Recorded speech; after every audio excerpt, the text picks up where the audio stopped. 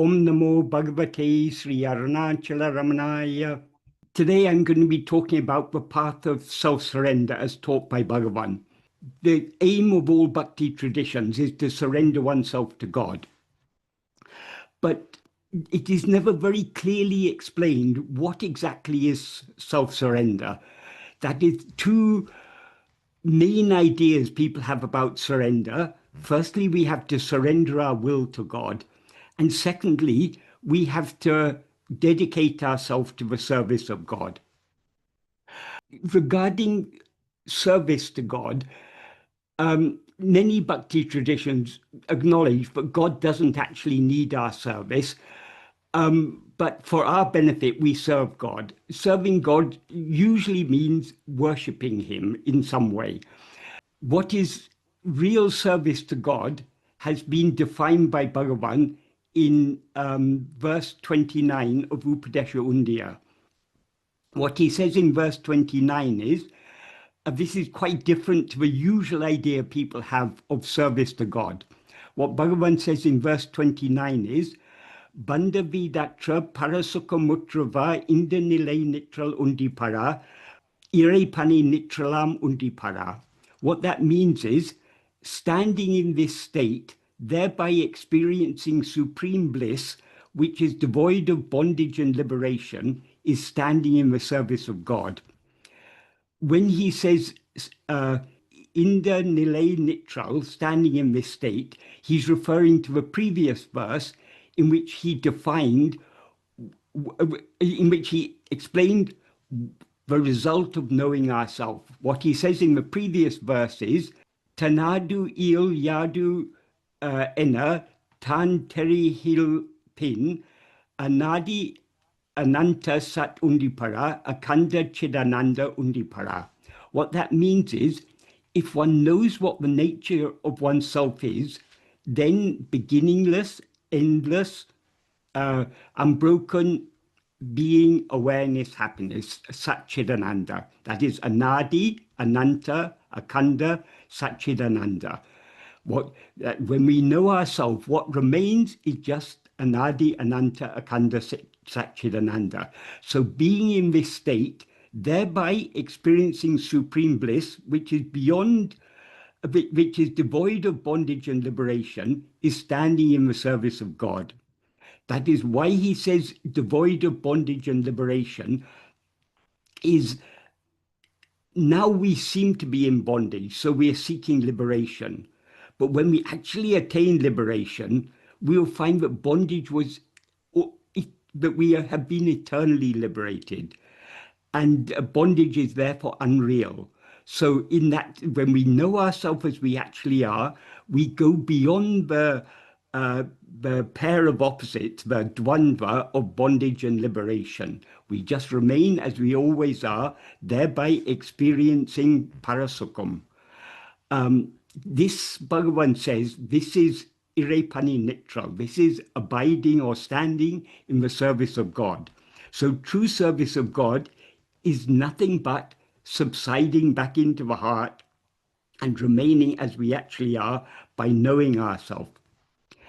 The other idea people have about surrender is that to surrender to God, we must surrender our will. Thy will be done. That it's not our will, it's God's will. As Bhagavan put it in verse 2 of Aranaksha Patikam, Ninishtam enishtam imbadaku. That means your ishtam, your will, your wish is my wish. That is happiness for me. So whatever you wish, that I don't wish anything other than what you wish. That is happiness for me. So surrendering our will to God is the aim. It's generally understood as the aim in the path of surrender. But we can, though we can surrender our will to a certain extent, we can reduce the intensity of our likes, dislikes, desires, attachments, hopes, fears, and so on. We can do so to some extent. But there's a limit to how much we can do so, because so long as we rise as ego, the very nature of ego is to have likes, dislikes, desires, attachments. In other words, to have Vishaya vasanas. So we cannot be totally free of Vishaya vasanas without being free of ego. So real surrender is not just surrender of our will. Surrender of our will is absolutely necessary, because so long as we have strong desires and attachments, we won't be willing to surrender ourselves. So surrendering our will is a necessary part of the process. But ultimately, we can surrender our will completely and thereby truly abide in the service of God only by surrendering ego. So that is why it is called Atma Samapanam, self-surrender. The Atma, or self, we have to surrender is this ego. We obviously cannot surrender what we actually are. We can only surrender this false seeming self called ego. So that is what the aim, the ultimate aim in self-surrender. So how to surrender ourselves?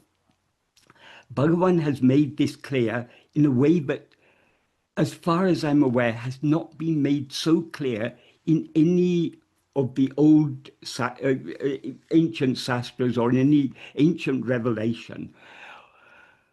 What Bhagavan has made clear is what is the nature of ego.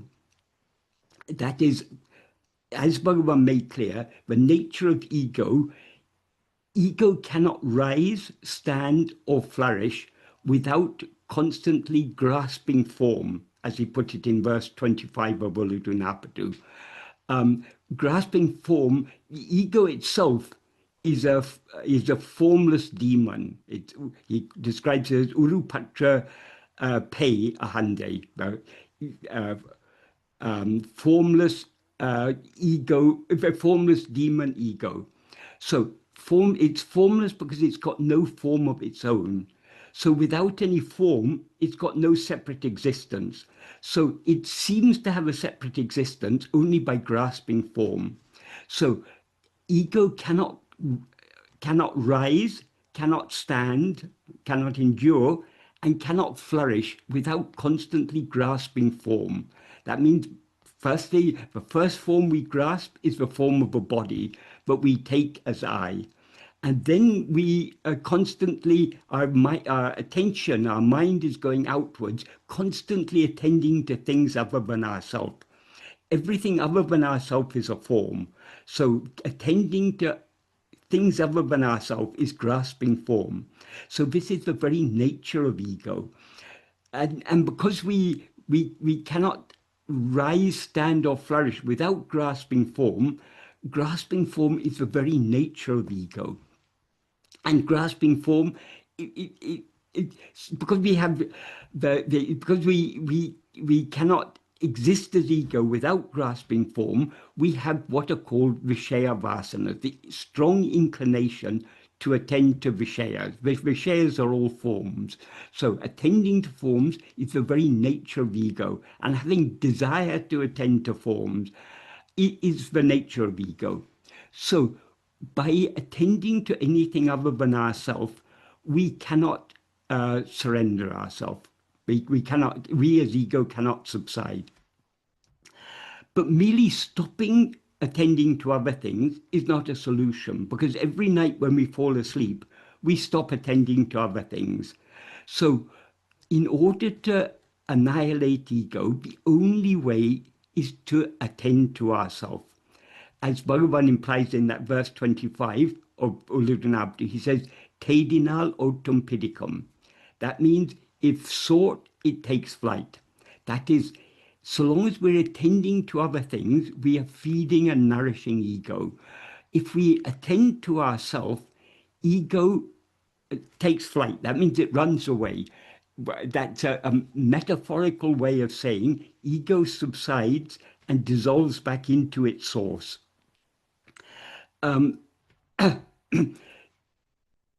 Since such is the nature of ego, the only way to surrender ourselves is to attend to ourselves. The more we attend to ourselves, the more we will thereby subside. And subsidence of ego is the pinnacle of surrender. It's what surrender ultimately is. All the trying to surrender our will is all a part of the process. But the aim of the process, the aim of self-surrender, is the complete subsidence of ego. Therefore, in the 13th paragraph of Nana, Bhagavan, in the first sentence, Bhagavan defines what it means to give ourselves to God. What he says in this first sentence is, Anma chintane tavira, vera chintane kalambavataku, satram idum kodamal, atmanishta paranai iripade, tanne isanaku alipadam. That means being as Atmanishtaparan. Atmanishtaparan means one who is firmly fixed as oneself. In other words, Atmanishtaparanai iripte, that means being as we actually are. In other words, being without rising as ego. That is giving ourselves to God. That's the main clause. So how can we be without rising as ego? That he indicates in the adverbial clause, which comes at the beginning. That is, Atma chintane tavira, vera chintane kalambavataku satram idam kadamo. That means not giving even the slightest room to the rising of any thought other than Atma chintana. Atma chintana literally means thought of oneself. But it clearly implies self-attention. Being self-attentive, that is, we need to be so keenly self-attentive that we thereby give no room for the rising of any other thoughts.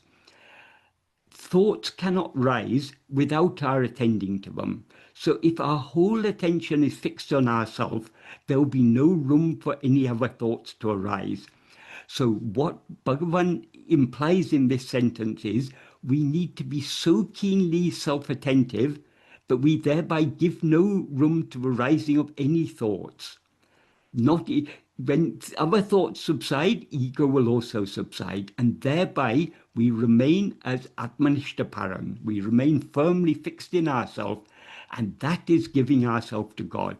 So, though Bhagavan sometimes talked about two paths, Atma Vichara and Atma Samapanam, self-investigation and self-surrender, here he makes it very clear that ultimately the surrender can be complete only by Atma Vichara. So Atma Vichara and Atma Samapanam, ultimately they're the same path.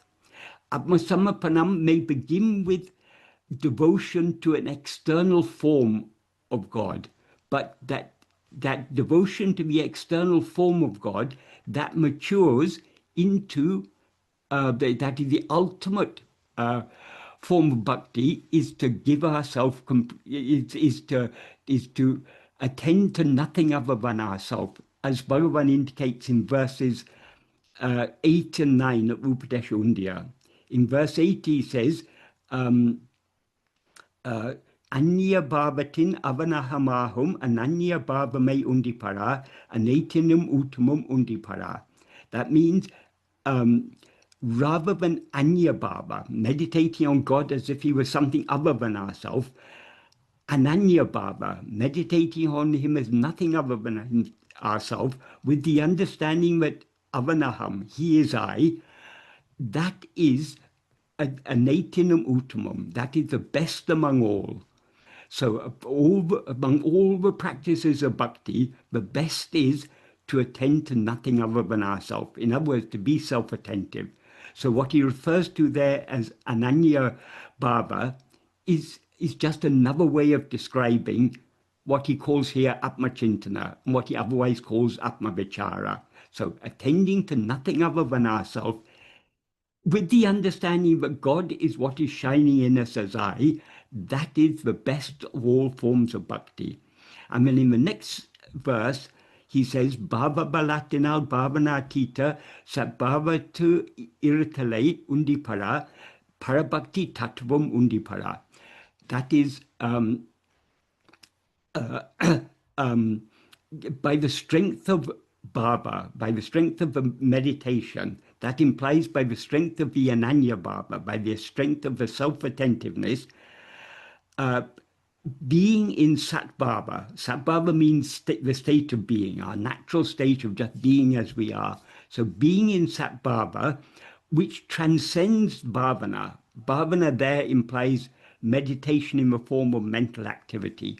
Because as I explained earlier, when we attend to ourselves, attending to anything other than ourself is a mental activity. Attending to ourself is a subsidence of all mental activity. Because when we attend to ourself, ego subsides, and when ego subsides, its activity also subsides. So, by the strength of self-attentiveness, we subside and remain in the state of being which transcends all mental activity. And that, Bhagavan says, is Parabhakti Tattva. That is the very nature of supreme devotion. So the, the pinnacle of the path of devotion is subsiding and being as we actually are. That is complete self-surrender. And the means for that is self-attentiveness. So in this 13th paragraph, he goes on to, this is such an important paragraph, the 13th paragraph of Nana. After defining what is giving ourselves to God, we may naturally think, oh, if I attend only to myself without thinking of anything else, then I have so many other responsibilities. How will I take care of my family? How will I take care of myself? How will all these things?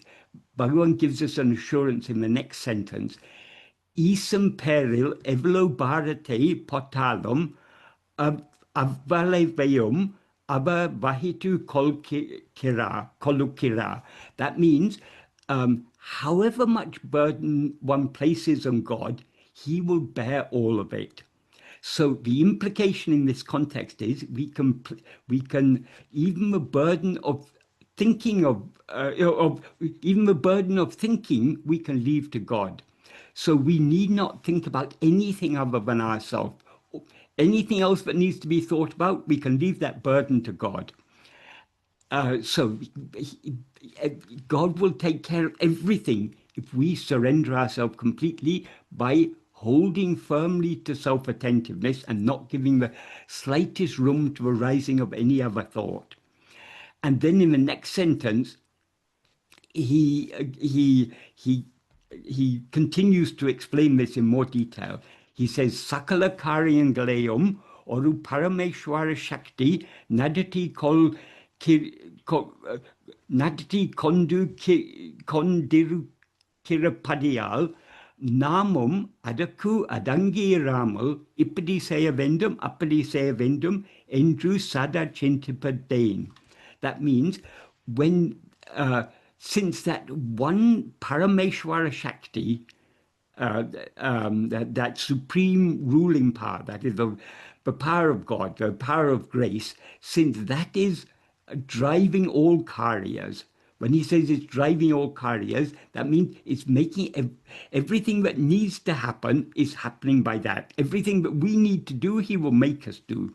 So when I say we do, that means our mind, speech, and body, whatever they need to do, they'll be made to do. We just need to hold on to self-attentiveness.